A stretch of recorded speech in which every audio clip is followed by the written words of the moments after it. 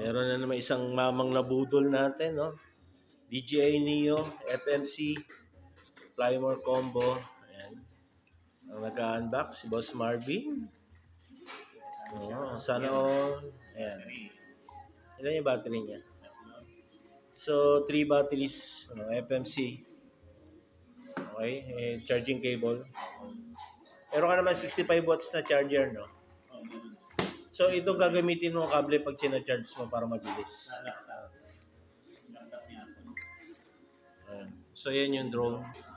Nakakabit na yung isang battery dyan.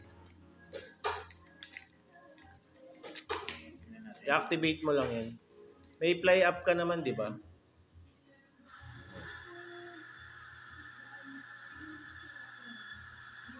Ayan, no?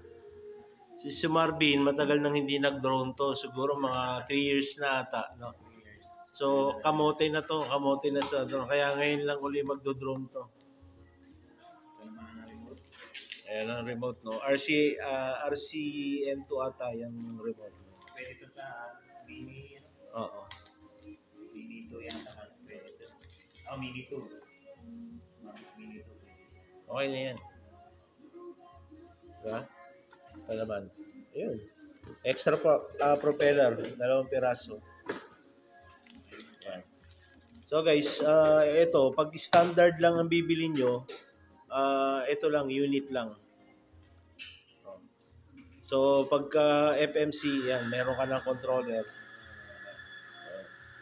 So, mas magandang kunin mo na talaga yung FMC na kasi para may remote ka ng kasama. Pag standard kasi, as in drone lang, drone only lang yun. Isang battery kasama. So, isang battery. So, pwede mo siya magamit pero puro ma-active shot lang. Quick shot lang lahat. Okay? Ang pagbabalik loob ni Marvin sa pagdodrone. So, lagi na naman tong ano.